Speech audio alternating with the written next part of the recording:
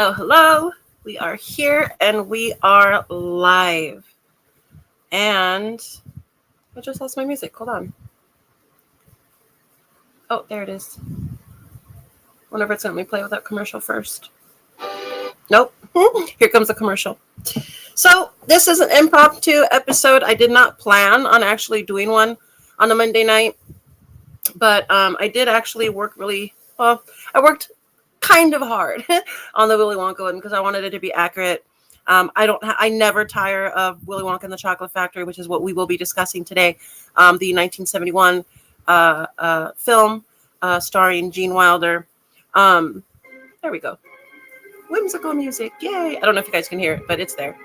Also, I have to hear what the audio sounds like here. If you've noticed, I am nice. Okay, there's me. If you notice, I'm not wearing headphones because they took a shit on me. And it turns out the audio sounds better without the damn headphones. So I don't know what the heck I've been doing all this time, depriving you guys of my ears. Right? Am I right? So yeah, like I said, we will be discussing Willy Wonka and the Chocolate Factory today, and I am so very excited. I have a little bit of a flimsy setup today, so if you see things wiggling, fret not. It is not an earthquake. I just have to have my stuff stacked up top because my table that I usually do my podcast on is being borrowed at the moment. So got to work with what you got. It's always been the motto of the Toy Box. So this is what we do, and this is how we do it. So welcome. If this is your first time watching, do me a favor, subscribe to the channel. Like this video if you indeed do like this video. Don't lie to me now. And just let me know. Give me some feedback. Let me know what you guys think of the channel. If you have any ideas you want to toss out, any recommendations for model kits, as I do also build model kits. This channel is all about promoting healthy habits and healthy hobbies for those stressful times, for those bad days at work, for those days where you're just bored, alone, or maybe just have some things on your mind that you want to get off your mind. So yes, here at Tootie's Toy Box, we do promote healthy habits, and model kits is my way of taking up time to actually think through things while making sure my hands are busy. So welcome. So Willy Wonka and the Chocolate Factory. Actually, let's do this real quick. Cheers, you guys. It's water, by the way. It's Monday. Oh, that's loud. I don't know if you guys can hear it, but that's loud to me. There's my remote. There we go. Cool. So the first time I saw Willy Wonka and the Chocolate Factory was not in 1971. I was not born yet. It must have been 1987, 88, 89-ish, somewhere around there. I was about 5 or 6 years old. I remember for sure, just like with many other kids, it scared the bejesus out of me. I found it more creepy than I did enjoyable, although I did absolutely find it enjoyable. Later on in life, it's so funny that the movie just followed me like throughout my entire childhood and adolescence, because later on in life, I ended up getting really into this super sick band called Veruca Salt, and only because their name was Veruca Salt, and thus started my my journey into alternative grunge music. So I mean, there's that. So it's funny how life tends to work that way with certain things. So I was about 6 years old, maybe, when the very first time I saw Willy Wonka and the Chocolate Factory. And I remember as a kid, I remember thinking, what's with the accents? Because Charlie's American and clearly like half the other cast is not. So like it's just a mix. It was like, it was supposed to be very ambiguous for us not to figure out where it was filmed in. But even as a kid, I was like, well, that's not America. Like, it was very obvious that it was not filmed in America. But it was really weird that there was these American kids that were just hanging about. Charlie specifically being there in that weird German village that this movie was filmed in. So yeah, I remember that being one of my very first questions and curiosities as a kid is, why is that American kid there? Like, how did he do that? Like, how did they pull that off? And again, like for most kids, the movie doesn't actually start until they get to the Chocolate Factory. The very beginning of the movie for the most part is kind of boring. The Candyman song, great scene. the worst scene out of the entire movie, and you guys can fight me on this, but to me, the worst scene of the entire movie is the mom singing Cheer Up Charlie. Can't stand that song. I always skip it till this day. Thank God we have the skip option. I definitely always skip it. I just want to make sure I have the chat up because I don't have it up here. Hold on. How do I get it? Oh, there it is. Hold on. All right. Audio sounds good. Don't hide those sexy ears. Wow. Wow. I can't believe I read that out loud, actually. Wow. Thanks. Thanks, George. Okay, so let's get started. I'm actually going to kind of take this episode and go a little bit out of order. I'm going to talk a little bit about the fun parts, the very whimsical wonder. We're basically going to start by going into the chocolate factory. As you guys know, the story goes, Willy Wonka puts out 5 mysterious golden tickets all over the planet, all over the world, for kids all over the world to find these tickets. But the only way they can find them is by consuming, by buying. The more chocolate bars you buy, the more chances you have of actually being able to get into this very mysterious, very secretive, but very magical chocolate factory. Charlie's grandpa was a serial moocher. we do talk about Grandpa Joe. There is some Grandpa Joe in this. So yeah, I agree. Let's just put it that way. So yeah, we do talk about Grandpa Joe. Kind of actually going to kind of get into it here. Grandpa Joe is the one who encouraged Charlie to do his darndest to find a ticket. And then when they realized it was all over, Grandpa Joe's like, forget it. You didn't need it anyway, and blah blah blah. So I just thought that was really like gaslighty of an adult, which I think most adults do just to soften the blow when it comes to the children that they love. But he encouraged him, was like, yeah, you can do it, Charlie, you can do it. And then when it turns out Charlie doesn't win the ticket initially, he basically, Grandpa Joe, says, forget it, you'll be fine, and blah blah blah. And I don't know, it's sweet in its own way. They're both very sweet scenes. But yes, Grandpa Joe, absolutely a moocher, con artist, bloodsucker of the system, whatever you want to call him. But Grandpa Joe is definitely that. Oh, hold on, I almost dropped that. There you go. So yeah, we're gonna start here. Hold on. Let me do this. I always get confused as to what I should do first. Let me share screen first.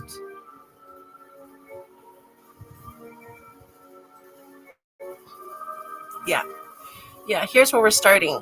Right into the chocolate factory. Now, the clip is a little bit off because I can't get the singing parts in hopes that it doesn't get copywritten. It's still going to get copywritten, but hopefully it doesn't get stricken. I've been getting very lucky with no strikes. So here we go.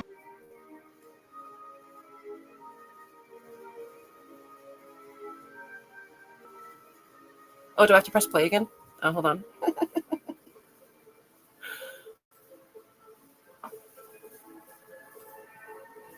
Oh, I keep minimizing wrong. Hold on.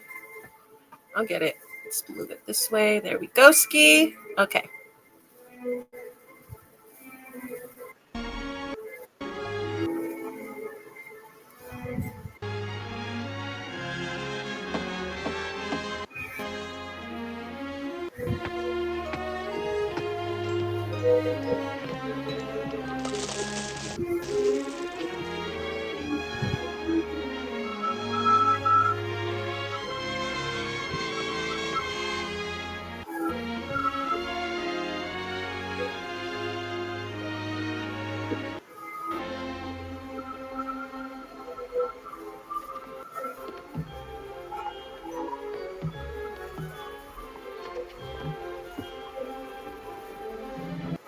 Yeah, I had to stop it there. It was like, oh, it's so good that it's like, psych. Yeah, my bad. I don't want to get copywritten, guys. I don't want to get copywritten. But as you've all seen in that scene, which is, again, probably a big favorite scene for a lot of people, they finally made it. The factory found the very special 5 children that bought enough chocolates and candies from the Willy Wonka chocolate factory itself in order for them to find the right ticket, with the exception of one child. As we know the story, after Charlie loses all hope, He's walking home from school one day, and he looks down and he just sees a couple of I don't know what they call them in Germany. It wouldn't matter. Let's call them quarters. Okay. So he finds some quarters on the floor. So he gets them, he picks them up and he takes it to the candy shop. He buys himself one Wonka bar.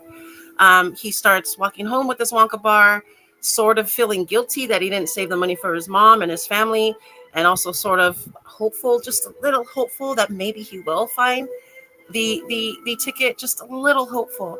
And it worked. As soon as he was walking home, he peels it open slowly, as you guys remember, and he sort of openly folds that very first candy wrapper, and underneath, wrapped around that chocolate, is that golden ticket. And Charlie is beside himself. He has no idea what to do. He freezes, and a passerby walks by him, and she says, "Oh my gosh, you found it! You found the ticket!" And she grabs his arm right away, and she says, "He found the ticket. The boy found the lost ticket." After it was known that the fifth golden ticket that was found was a scam. Somebody had scammed the entire contest, and it turns out it was a fraud. It was a phony. So that last ticket was floating out there, and Charlie ended up being the child to find that last ticket. So he ends up running home. Everybody around him tells him, "Run home." And I think it's beautiful that all these adults protected him. I don't know if you guys have seen in recent stories where there's adults and children mixed together at baseball games, and these children are so hopeful to catch that fly ball, and then all of a sudden an adult comes bloop and takes it right away, and these people go viral because what a nasty thing to do to a child. And you hear these stories and you see these. So in this day and age, I think that golden ticket would have absolutely been stolen by the very first adult that saw it. Even though the contest was for children, adults would have never qualified. But in this day and age, I don't think that would have even mattered. So that's neither here nor there. But it's just interesting to see the contrast of the cute rose-colored glasses of what the movie offers and what real life actually can and kind of is today. So the adults protect him and they say, "Charlie, run home, boy," and that just to make sure that he gets home safe with that ticket so that he can go on the journey that is going to be set before him. On his way home, here's my second favorite subject is Slugworth. Slugworth is absolutely fascinating to me. Hold on, I have my notes here. Let me get them ready. Slugworth is absolutely fascinating to me. Here's what I wrote in my notes. The creepy stranger who happens to be around whenever the children find the ticket. He's stoic and he's direct. Slugworth is proof that the children were handpicked by Willy Wonka himself. But how? Oh, let's get into that. Ooh. So yes, that's my theory, by the way. And it might not be just my own theory. I just don't get to talk to a lot of people about this stuff. So if this theory's been floating around out there, let me know. I could be wrong and thinking I'm making it up myself. But I definitely think now that Willy Wonka had already had these children picked out, and he knew exactly who was going to get the ticket. Because as we know now, spoiler alert, 1971, you guys, come on. Slugworth, it turns out this person portraying Arthur Slugworth is actually an employee, a very loyal employee of Mr. Willy Wonka himself. So it's just interesting that every time a child is on camera, a child who wins the golden ticket is on camera, Slugworth happens to be there. I actually did clip all of that, but it was a little bit too long. And again, copyright, blah, blah, blah. But yeah, so there's the scene with Mike TV where he's Slugworth is the guy doing the microphone. He's doing the audio for the cameraman. So, "Hi, Mike TV, congratulations!" And he's just passing the microphone from the child to the interviewer, and he just happens to be there when Veruca wins the ticket. There's an entire factory of women looking for this one golden ticket, constantly unwrapping chocolate, just constantly unwrapping chocolate. Finally, one of the women who unwraps a piece of chocolate, she says, I found the ticket. And guess who is bringing her up to the factory office? Slugworth is right there, dragging her arm all the way up the stairs to meet Veruca. And when he meets each and every one of these children, he gets very creepily close to them, and he starts whispering something in their ear. And I actually do have a clip of what he was whispering to them, because we actually get to see him do it to Charlie. Sorry for the delay, by the way. There is a delay. I'm cramming a lot of information on a very, I guess now would be outdated device.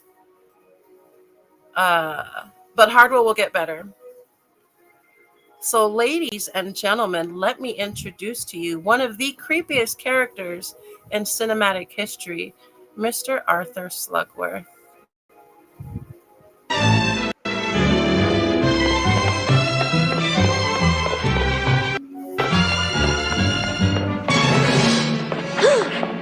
I congratulate you, little boy. Well done. You found the 5th golden ticket. May I introduce myself?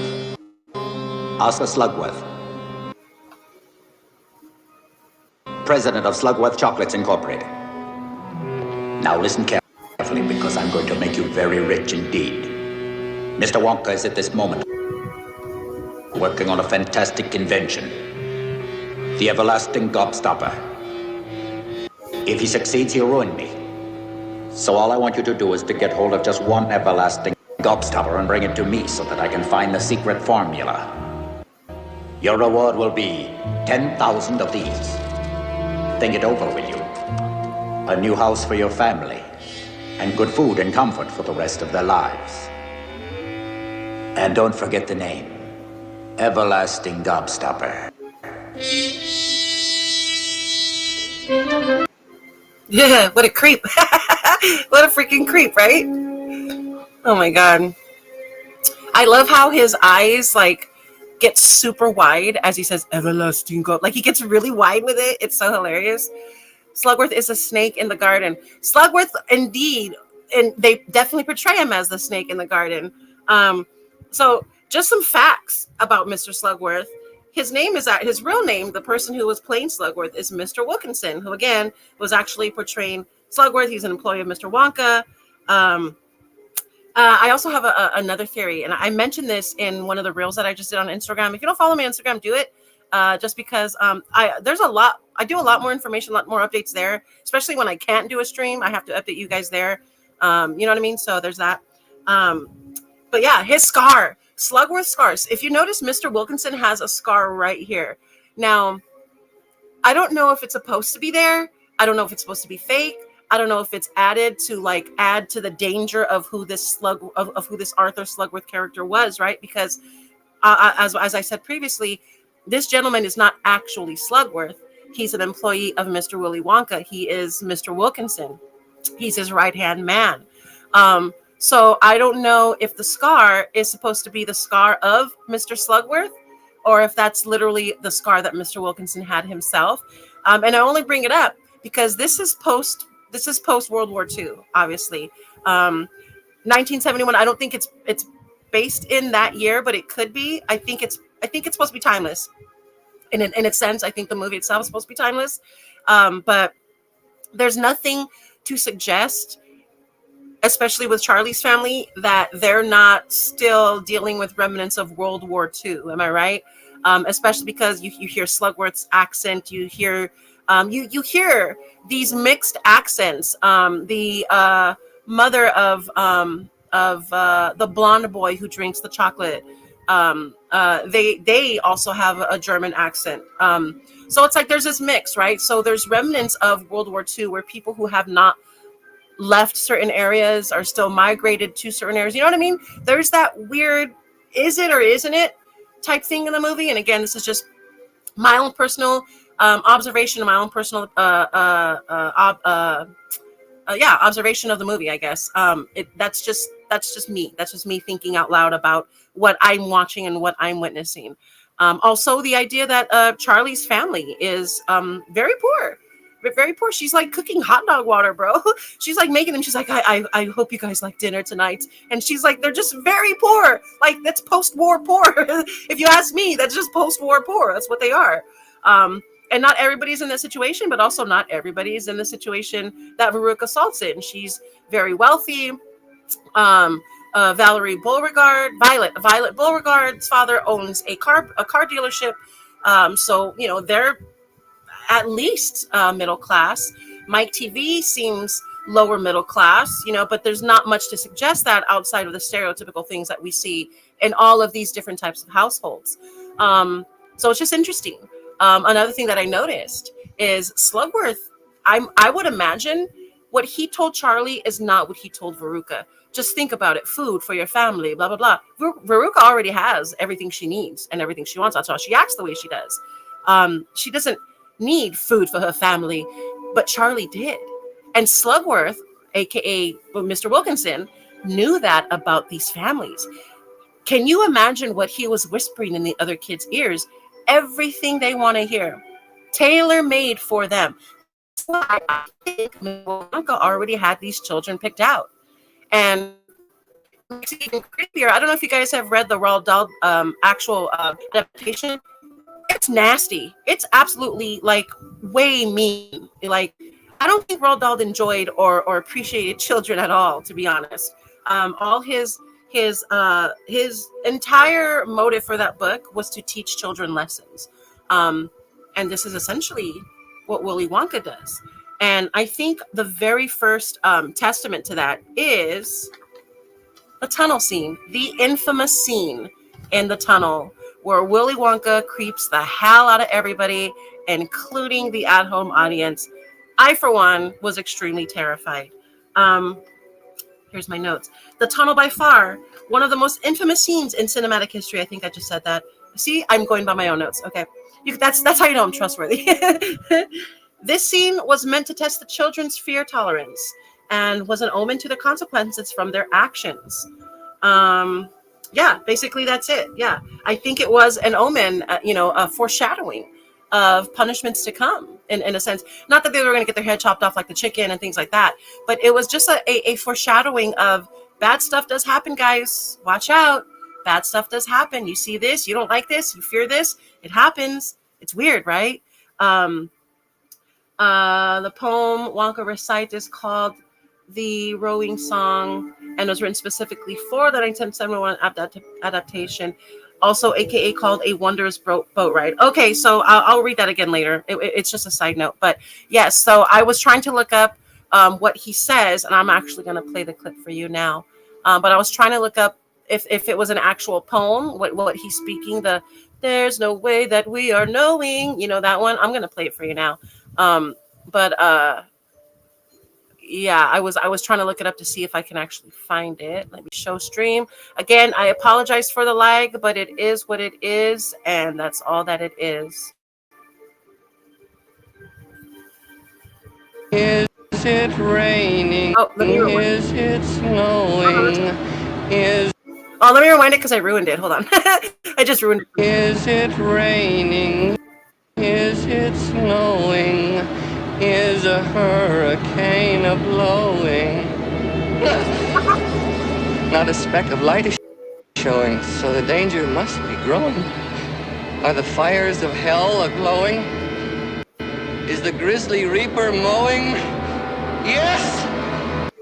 The danger must be growing, for the rowers keep on rowing, and they're certainly not showing any signs that they are slowing.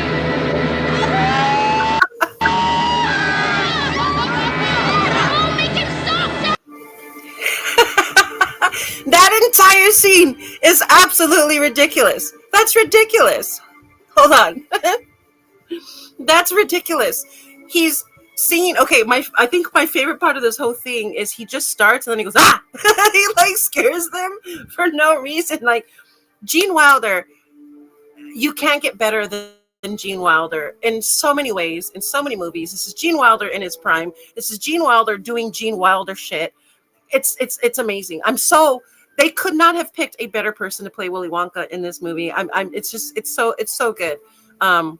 The lighting that they used in that scene where his face almost looks like it's contorting. The light moves this way, it moves here, moves there, and his face stays the same.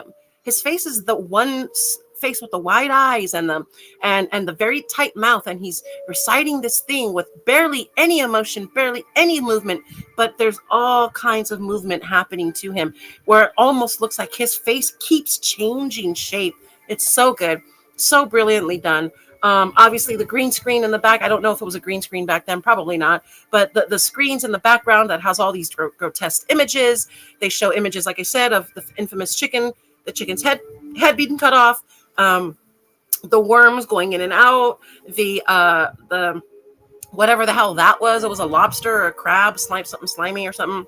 But what makes the scene so good is how quickly it ends. I didn't show that part, but she says, "Make him stop dead," and he says, "All right, Wonka, that's enough." And as soon as he said that, Wonka said, "Okay," and boom, it's done. It was like a bad dream, like it never happened. Somehow the world reverses and everything goes back to normal. They're out of the tunnel and everything is magical again. So they went from the few terrified moments of distrust back to, "Oh, it's normal again. Okay, we're cool. We're cool with you now." I'm sorry, but that's creepy.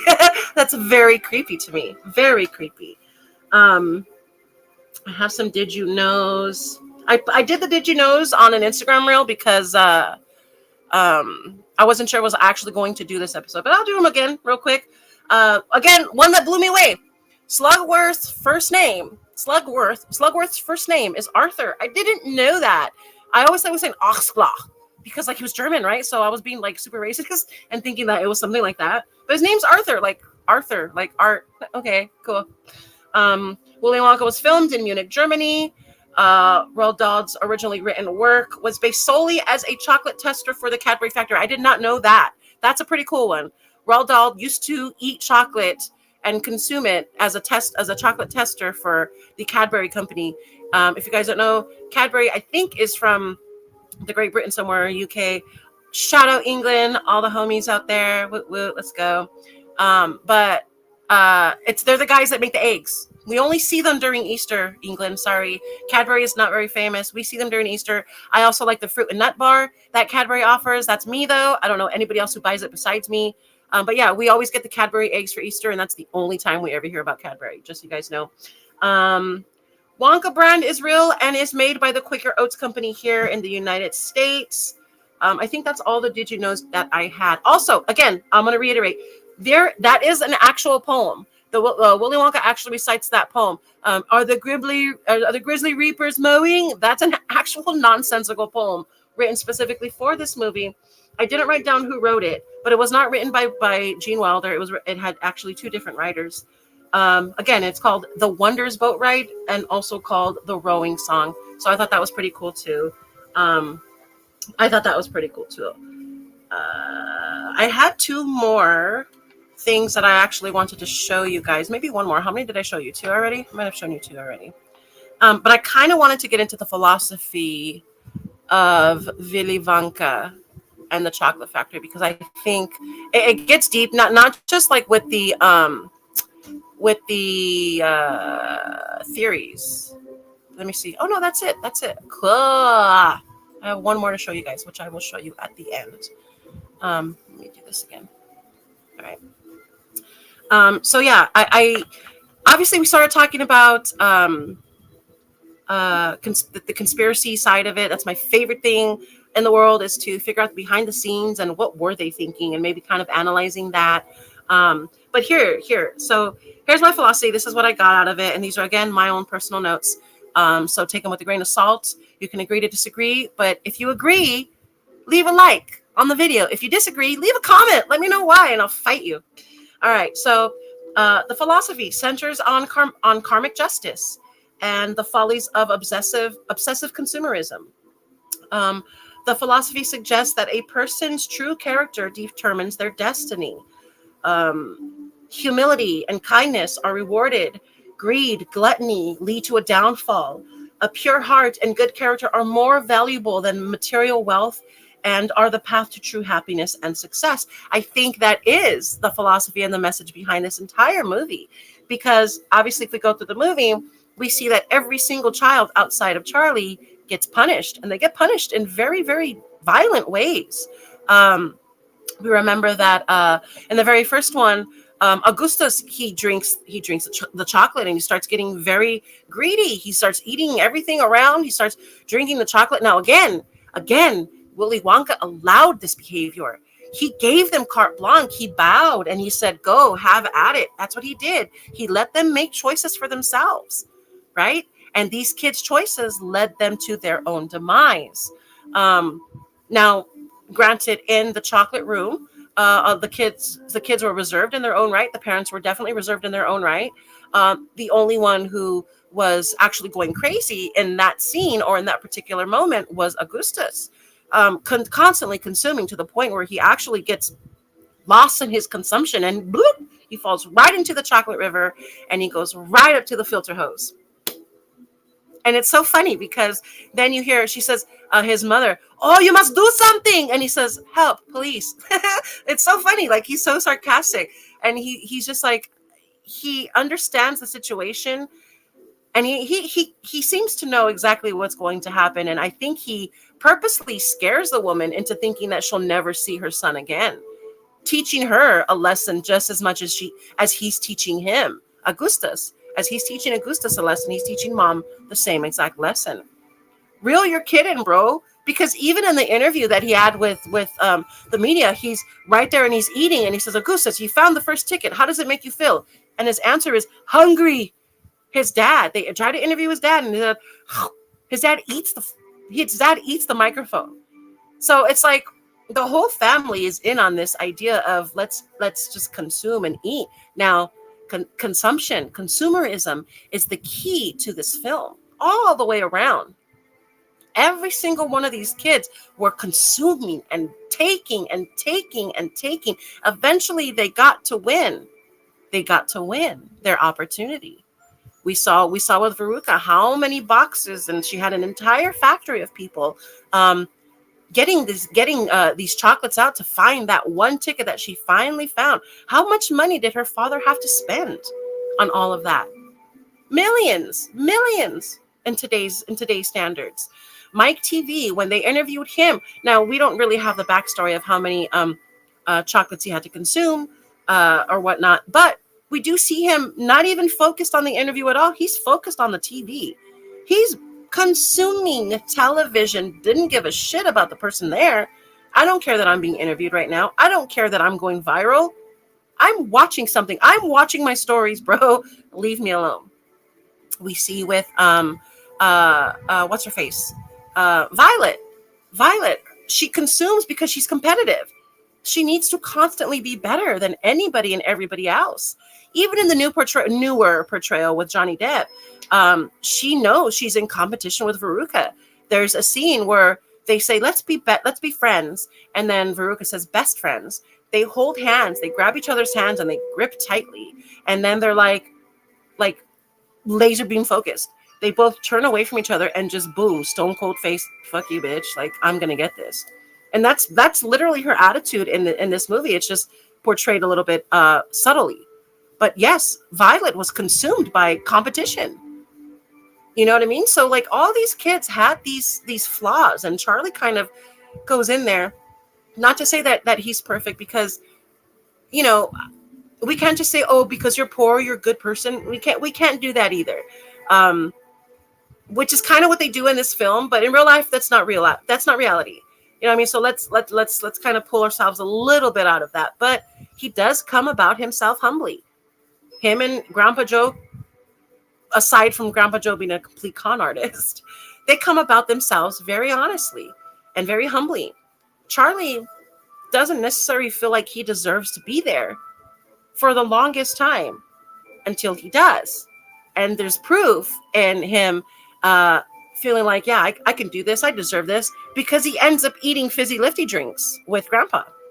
If you guys remember that scene where they drink that soda and then they start floating because they're so gassy, they start floating up to the ceiling, and then they feel like they're going to get chopped up. So they have to burp in order to bring themselves back down. So they're constantly burping. And then eventually they make their ways down. They make their ways down. He got comfortable. Charlie got a little bit too comfortable with the idea that he was there, and he got punished for it. He got checked. It was a check. It was so much of a check that at the end of the movie, Willy Wonka brings it up. Charlie thinks he won, and Willy Wonka tells him, absolutely not. You are disqualified because of what you did in my fizzy lifting drink room. You lose. Good day, sir. And he puts him through all of that. only to realize that Charlie never had an intention on doing anything wrong. He was just trying to have a really good time. When he realized that he didn't win, he slowly turns, he looks at Mr. Wonka, he looks at Grandpa Joe, and he says, you know what? Well, fuck it. This is it. He doesn't say fuck it, by the way. But he says, this is it. He pulls the everlasting gobstopper out of his pocket, and he just gently places it on Willy Wonka's table. And Willy Wonka, I should have written it down because it kind of makes me cry, but I should have written it down, where he says something about such a good deed as this, blah, blah, blah. He does this entire philosophical, amazing speech, and he wraps his hand around the everlasting, what the hell's wrong with me? Everlasting gobstopper. And he just clutches it just a little bit. And in that moment, you sort of feel him say, you did it. You feel his relief that Charlie actually made the right decision. Who knows how many times Willy Wonka has actually tried or attempted any of this with other people, family members. Who knows? There's no behind the scenes history of that outside of the prequels that came out, and they barely tell the story. I think Roald Dahl does have a prequel though, but they barely tell the story of how he actually came about this idea of handpicking 5 different children to actually get his factory up and running the same exact way he wants it to without him. There's a little bit of a grooming aspect of it, but I wouldn't consider it grooming, to be honest. Just because he's just trying to make sure that what he worked for, what he lived for, doesn't change, because what he wanted was integrity. Not necessarily don't do it this way, and not necessarily come here, little boy, I'm going to have you do things my way. Not necessarily that either.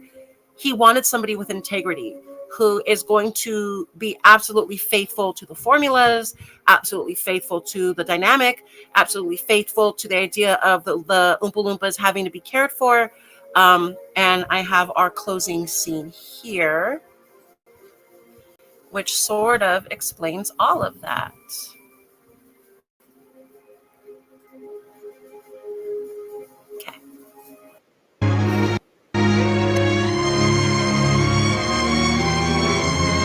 You did it, Mr. Wonka. Congratulations. Get up, take a look.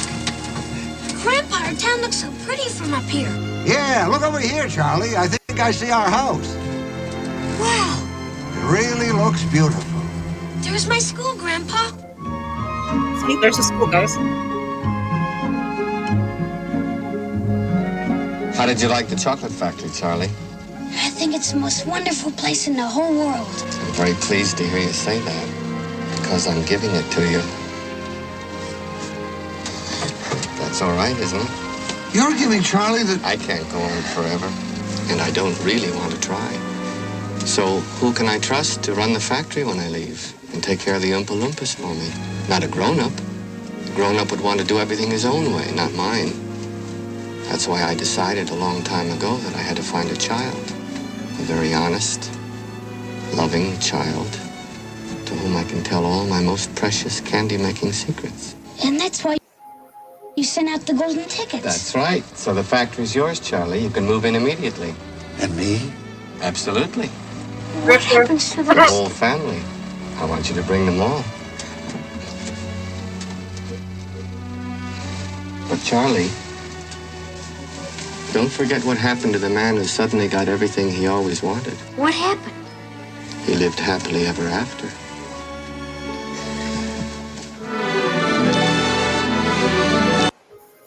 Ah, it's so good.